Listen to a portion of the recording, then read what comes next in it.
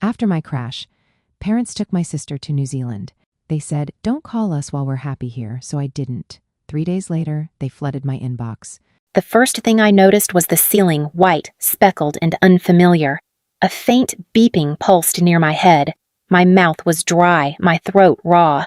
When I tried to shift, a bolt of pain radiated from my hips down to my legs, stopping me cold. I blinked hard, willing clarity into my fogged vision. "Miss Monroe." A nurse's voice came gently from my left. "You're in recovery. You've been unconscious for 2 days. Her name tag read Camille. She adjusted my IV, checked the monitor, and offered me a sip of water through a straw. My lips cracked around it. I swallowed, then croaked, "What happened?" "You were in a car accident. A drunk driver ran a red light. You were T-boned at high speed." She paused. "Your legs." "Both were broken. You've had surgery. Metal rods were placed to stabilize the fractures." I closed my eyes. That explained the numb heaviness under the blankets. "Your parents were notified immediately," she added. "They came by briefly. Left some things. They said they were catching a flight." "A flight?" She nodded. "They didn't leave details. Just said they'd be out of the country." My fingers twitched toward the tray beside me. My phone. Camille helped place it in my hand. Notifications lit the screen, but only one stood out: a voicemail from my mother, time-stamped 7:42 a.m. that morning. I hit play. "Hi, honey, it's Mom. Just wanted to let you know we're at the airport boarding our flight to New Zealand." Her voice was chipper, like she was announcing brunch plans. "We've been meaning to take this trip for ages, and since Ivy's between jobs, we figured why not bring her too." There was a pause, then muffled laughter in the background. My father's voice came through, distant but clear. "Tell her not to call. Roaming charges are brutal." "Oh, right. Don't call us while we're in Queenstown, okay? The hospital has our email if there's an emergency. We'll be back in 3 weeks. Love you, click." I stared at the phone. 3 weeks. Queenstown. Ivy. And don't call. The heart monitor quickened. Camille glanced over. "You okay?" I nodded, too stunned to speak. The truth settled in slowly, like a bruise forming under skin. They knew I was here. They'd visited while I was unconscious. And then they left. On vacation. With Ivy. My legs were broken, my body stitched together with titanium. But the pain that bloomed in my chest wasn't physical. It was sharp, clean, and final. I turned my face away from Camille and stared at the wall, silent as tears slipped from the corners of my eyes and into the pillow. I used to think our family was normal. We had a 2-story house on the edge of Portland with a backyard full of blackberry bushes and an old swing set my dad built when I was 6. Dinners were always at the table. Chores were divided by chart. From the outside, we looked intact. But there were always lines, quiet ones you didn't cross. I was the quiet one. Tidy, reliable A student. Ivy was the spark. Messy, loud, endlessly forgiven. She was the baby the accident Mom liked to joke about, born 4 years after me, but treated like royalty from day one. I don't remember resenting it, not exactly. I just learned early that if something needed to get done, I'd better handle it myself. That carried through school. I earned a full scholarship to Oregon State, studied computer science, graduated early. No one came to my graduation because Ivy had a dress rehearsal for her dance recital that couldn't be missed. I didn't complain. I just framed my degree and mailed a thank you card to the financial aid office. At 25, I landed a job with Dynatrace, then moved to a role at an up-and-coming firm in downtown Portland. Bought a modest condo with my signing bonus. I remember Mom crying on FaceTime, saying how proud she was, how much she and Dad had always believed in me. A few months later, Dad mentioned they were thinking about retiring early. Said Mom's back was acting up and school budgets were tight. I offered to help and they accepted like they'd been waiting for the invitation. Then came Ivy's first career pivot. She quit her job in marketing to explore event planning. I paid for her certification course. Then a new wardrobe. Then a second pivot, culinary school. Then photography. Then something else I stopped keeping track of. She never kept anything longer than 6 months. Their house got repainted. They put in a gas fireplace. Took trips to Napa to Santa Fe. Ivy got Invisalign. I got emails titled, "Just a little short this month." I always said yes. They called me generous, grounded, the glue of the family. And for a long time, I believed them. I believed love meant giving. I believed support was unconditional, even when it flowed only one way. until I opened my bank app 2 days after surgery and realized just how far that belief had taken me. 3 days after surgery, I asked Camille to bring me my laptop. I told her I needed to check work emails, but the truth was I needed answers. The pain meds made the screen blur at first, but I pushed through it, logging into my bank account with trembling fingers. The numbers weren't surprising, just sobering. Over the past month alone, I'd transferred $2,000 to Mom and Dad for house expenses, another $500 labeled Ivy job prep, plus $800 to cover their SUV payment. There were utilities subscriptions, even their grocery delivery. All told, $800 had left my account that month, quietly, automatically. I clicked into my credit card portal next and felt my stomach twist. A $12.47 charge from Southern Skies Travel Co. appeared posted 2 days after the accident. My credit card. Their vacation. I stared at the line item like it might vanish. When it didn't, I opened a new tab and pulled up Ivy's Instagram. She hadn't posted much during the flight, but once they'd landed, the feed came alive.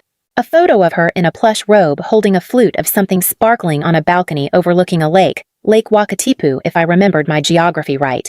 Spa day with the fam Queenstown is magic. Best trip ever. Chatas, sister sponsorship. The next image was of my dad on a winery tour, swirling red in a stemmed glass. Then, Mom in oversized designer sunglasses beaming outside a boutique with bags dangling from both arms. Ivy again, this time straddling a rental bike, captioned, "When your sister's hustle funds your freedom." I didn't feel angry. Not yet. Just cold. Numb in a way that had nothing to do with painkillers or anesthesia. These weren't strangers. These were my people. The ones I had taken care of month after month, year after year. And while I was unconscious in a trauma unit, they were sampling Pinot Noir and tagging me in captions like I was a generous corporate sponsor. I clicked out of Instagram and opened the spreadsheet I used to track family expenses. The last column had been updated 2 days before the crash. I'd even noted a reminder to increase Mom's monthly allowance because she said the heating bill was higher this winter. I stared at that note until my vision blurred again, not from pain this time, but from something deeper. I had given them everything, time, money, trust, and they had packed it into suitcases, boarded a plane, and toasted to their freedom somewhere over the Tasman Sea. I closed the laptop and placed it on the tray. Camille walked in a few minutes later with a gentle smile and a dose of something stronger. "Try to get some rest," she said, adjusting my blankets. I nodded, but rest wouldn't come. My mind had already started making a list when I hadn't known I'd need. The first time I mentioned the word fraud, Camille didn't flinch. She just asked, "Do you want me to call the hospital social worker?" That's how I met Mr. Reyes. Soft-spoken but sharp, with the kind of calm you want in a room when everything feels like it's catching fire. I told him everything: how my parents had access to my accounts, how I'd been covering their expenses for years, how they used my credit card to fly to New Zealand 2 days after I was nearly killed. He listened without interrupting, taking notes with a slow, deliberate hand. When I finished, he looked at me and said, "You're not crazy, and you're not alone." He helped me contact my bank's fraud department. Camille sat next to me as I explained the unauthorized charges. I canceled the card they'd used and ordered replacements, passwords changed, access revoked. Then came the auto transfers, every scheduled payment to my parents, every recurring deposit to Ivy's so-called career accounts. Canceled. My savings.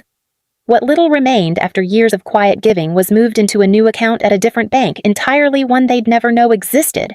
Mr. Reyes helped me draft a written statement for the fraud team and connect with legal resources in case things escalated later. But the most satisfying part came at the end: the return flight. I remembered the email confirmation buried somewhere in the digital clutter sent to me because my credit card was on file. It took 10 minutes to dig it up. I clicked the link. There it was. Queenstown to San Francisco next Wednesday. 2 adults, 1 seat upgrade for Ivy. A single click. Cancel booking. Are you sure? I clicked yes. The partial refund hit my card immediately. A quiet ping like punctuation on a sentence I hadn't realized I'd been writing. "They told me not to call," I said softly, turning to Camille. "So I won't." She smiled, not with pity, but something more resolute. "Let me know if you want help drafting an email to the airline. We can note that the card was used without permission." I nodded, breathing in deeply. The air felt clearer. That evening, while the sky outside turned a soft amber, I stared at the ceiling and counted backward through every favor I'd done every time I said yes when I wanted to say no. I didn't feel heroic. I felt emptied out, but not broken. They had left me in a hospital bed and boarded a flight toward a life they thought I'd always fund. But I was learning that silence could speak louder than any argument. The emails started at 2:07 a.m., Portland time. I was half asleep, drifting in and out of medicated haze when my phone buzzed twice then again. Camille had reminded me to turn off notifications, but I hadn't listened. A part of me had been waiting for this. The subject line from Dad read, "What the hell is going on inside? We're stranded in Queenstown. Our cards are declining. The bank says the account was locked. This is cruel, Talia. We're your parents." 2 minutes later, Mom followed with her own. "I don't know what this phase is, but it needs to stop. You need to call the bank and undo whatever you did. This is not normal. We raised you better than this." Then Ivy chimed in with seriously over a car crash. "You're being dramatic. You'll be fine. Nurses are paid for that. We're stuck here and it's your fault." Each message was a different flavor of the same entitlement shock dressed as concern control disguised as care. I forwarded all 3 to the legal contact Mr. Reyes had set me up with. I didn't need to defend myself. The paper trail was doing that for me. I stared at Ivy's message the longest. "You'll be fine, nurses are paid for that." Like my recovery was some line item on an invoice. Like being pinned to a bed with rods in my legs was nothing more than a budget inconvenience. I hit reply. "Boundaries are free, and you just hit one." I pressed send and felt a calm I hadn't known in weeks. Not satisfaction exactly, just clarity. More emails followed. Dad accused me of being mentally unstable. Mom said I was lashing out because I was emotionally unwell. Ivy tried again with sarcasm. "Guess Queenstown wasn't scenic enough to make you chill out." I stopped reading after that. By morning, I had blocked their numbers. I left the email open not for communication, but documentation. If they wanted to escalate, I'd be ready. Camille brought breakfast around 8. I was quiet as she adjusted my pillows, and she didn't press. Just placed the tray, gently poured the coffee, and handed me my phone back like it weighed something. "Did they write?" she asked. I nodded. "A lot." She didn't ask what they said. She just sat down beside me, peeled an orange, and split the slices onto a napkin between us. I chewed in silence, slow and steady. That evening, the sun dipped low behind the hospital blinds, casting the room in quiet gold. I scrolled through my inbox one last time and deleted Ivy's message. Not out of forgiveness, but because it no longer needed space in me. Their silence after that wasn't peace, but it was quieter than the noise they'd always made. They showed up unannounced on a Wednesday. The charge nurse called my room just after noon, her voice tight. "Your parents and sister are downstairs," she said. "They're upset." I asked Camille to stay with me. She didn't even hesitate. She rolled in an extra chair and stood beside me while I adjusted the back of the bed upright, trying to look stronger than I felt. They came in fast eyes, narrowed arms, crossed voices already raised. "What is wrong with you?" Mom started storming to the foot of the bed. "Do you have any idea what you've put us through?" Dad followed. "Stranded in a foreign country, humiliated in front of friends, we had to borrow money to get home. You've embarrassed this family." Ivy lingered by the door, sunglasses still pushed up in her hair. "You really milked this whole crash thing, huh?" Camille stepped forward. "If anyone raises their voice again, I'll have security escort you out. This is a hospital. That shut them up at least for a beat." I took a slow breath and picked up the manila folder from my tray. "These are the terms I said." "Prepared by my attorney." Dad scoffed. "Terms. What are we, your employees?" I ignored him and continued. "One-time transition payment. No more monthly support. No more shared accounts. If you want to have a relationship with me, it will be through a licensed family mediator. Otherwise what Ivy snapped. You'll pretend you're an orphan now. Otherwise, I said calmly, we go our separate ways." Mom reached for the papers, but she didn't read them. She just shook her head. "This isn't you, Talia. This is some breakdown." "This is me," I said. "Just not the version you got to control." No one moved. No one apologized. They left with the folder unopened. I stared at the door long after it clicked shut, waiting for regret to show up. It didn't. Camille placed her hand gently on my arm. "You did it," she said. And for the first time since the crash, I believed her. Aunt Noreen picked me up from the hospital on a rainy Friday afternoon. She had an extra pillow already in the passenger seat and a playlist of soft jazz humming low through the speakers. We didn't talk much on the drive. She just kept her eyes on the road and said, "We'll take it one day at a time." Her house was quiet one story and smelled faintly of lemon balm and something freshly baked. She'd had a ramp installed the week before. The guest room had a walk-in shower and a stack of towels already folded in the closet. She gave me space without making me feel alone.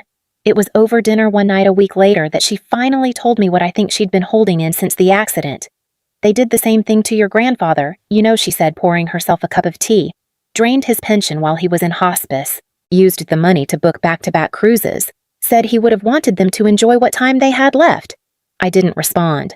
I just nodded and let the weight of it settle. It wasn't just me. It had never just been me. Physical therapy started the following Monday. It was grueling, every motion like dragging my limbs through concrete, but each session ended with progress no matter how small. Standing, balancing, 3 steps with a walker. I kept at it. I reached out to friends I'd fallen out of touch with, people I hadn't seen since college or since work got busy or since family needs always seemed to come first. Some wrote back, some didn't, but enough did. I met Carly for lunch, took a call from my old mentor, invited a few neighbors over for soup one evening and didn't overthink it. Camille came to visit a week after I moved in. She brought blueberry muffins and sat with me on the porch while the rain eased up. "I know this is technically against policy," she said, smiling as she brushed a crumb off her lap, "but I'd like to take you out for coffee sometime. Not as your nurse." I didn't say anything for a second. I just looked at her, really looked, and felt something I hadn't felt in months. Safety. Warmth. "Okay," I said. "I'd like that." We went out that Sunday. The cafe was small, tucked between a bookstore and a dry cleaner. She ordered chai. I got black coffee. We didn't talk about the hospital or the accident or even my family. We talked about travel and music and what it means to start over. As I stirred my cup, I realized something simple but stunning. I wasn't starting over alone. A year later, the apartment smelled like roasted garlic and rosemary. I'd set the table for 5, just enough for the people who'd stayed. Camille brought lemon tart in a box tied with twine, and Aunt Noreen walked in with a bottle of sparkling cider tucked under one arm. Carly and Marcus from physical therapy arrived a few minutes later, arms full of laughter and stories. We ate slow, talked over each other, passed dishes back and forth like we'd known each other forever. It wasn't a celebration exactly. Just a moment. A soft one. The kind you don't take for granted after the kind you survive. After dessert, while Camille rinsed dishes and Noreen folded napkins into neat quarters, I slipped into the bedroom for a breath of quiet. My phone buzzed on the nightstand. A text from Ivy lit the screen. "Can we talk? Just us?" No apology. No acknowledgement. Just another open door she hadn't earned. I let the screen dim without responding. The message would stay unread like the others before it. I had nothing left to explain. Some bridges don't burn, they just quietly fall behind you. Back in the living room, Camille poured us both a second glass of cider and leaned into my shoulder with a soft sigh. The kind of sound that only comes from comfort, not effort. Above the bookshelf behind her, a small framed card rested between a photo of the Oregon coast and a ceramic bird my grandfather had once given me. The lettering was simple. "Sometimes the silence you give back is the closure they deserve." I didn't need to call. I didn't need to fix it. The weight I used to carry wasn't mine anymore. As I leaned back into the sofa, the hum of conversation around me felt like home, quiet, chosen, real. And for the first time in a long time, I didn't feel like someone who had been left behind. I felt like someone who had left for good reason and finally found where she was meant to be.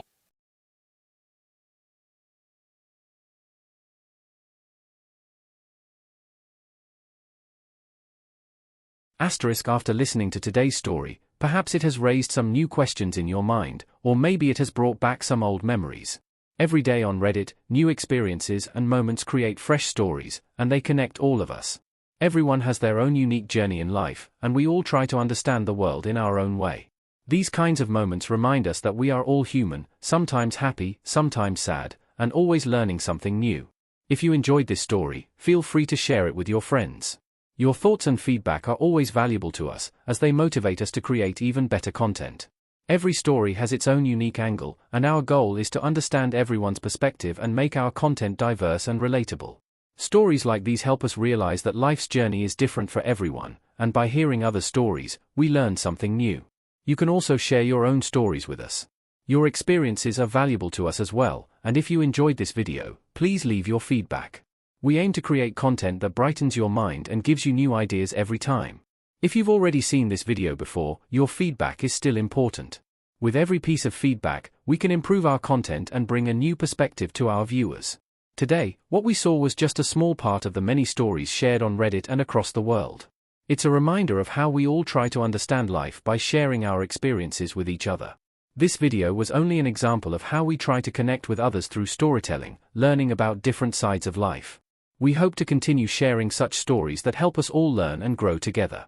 Thank you for your time, and don't forget to keep an eye out for more stories coming soon. If you haven't already, please like and follow for more amazing content.